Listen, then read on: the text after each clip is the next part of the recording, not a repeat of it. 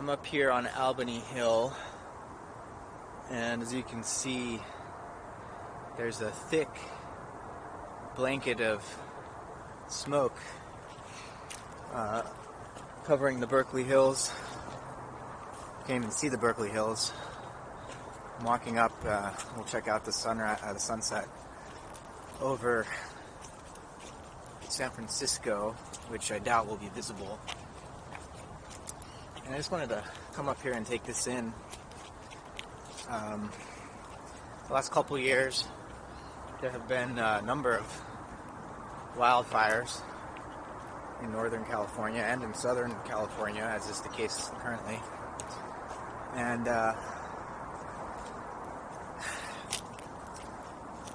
many are blaming the lack of rainfall due to a changing climate. Trump, of course, is blaming the state for mismanaging forests. Most of the fires that have started recently are on federal land. Started on federal land, actually. So the real issue here is climate change, and as I was talking about in my last video, there's a debate between nationalists like Steve Bannon and supporters of Trump, and globalists like David Frum, who debated Bannon, and other neoconservatives and neoliberals who have teamed up against Trump to try to save the old political order from the rise of populism. And, I think we're in a situation now where we need an alternative, right, to globalism, to global capitalism, and an alternative to nationalist capitalism. And I think this looks something like eco-socialism. And if there ever was a crisis that might unite us, it's the ecological crisis. Now, I know, people like Jordan Peterson get asked this question frequently, about climate change, and he references all the papers that he's read. He spends so much time reading all the papers, and he's more optimistic about the future of our species as a result of capitalism and the expansion of markets and new technologies and so on. But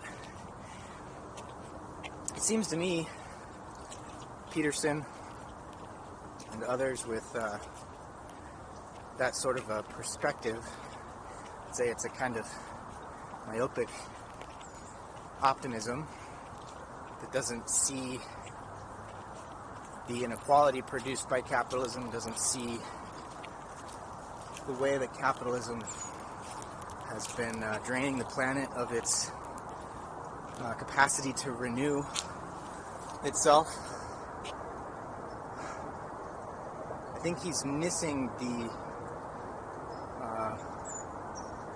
crisis, the severity of the crisis that we're facing, in the way that it's not just going to reorder us politically, it's going to reorder us demographically, because it's going to cause mass migration.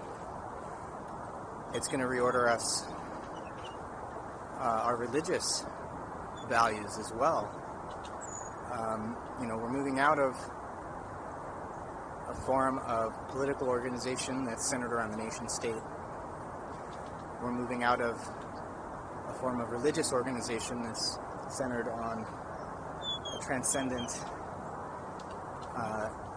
dictatorial deity.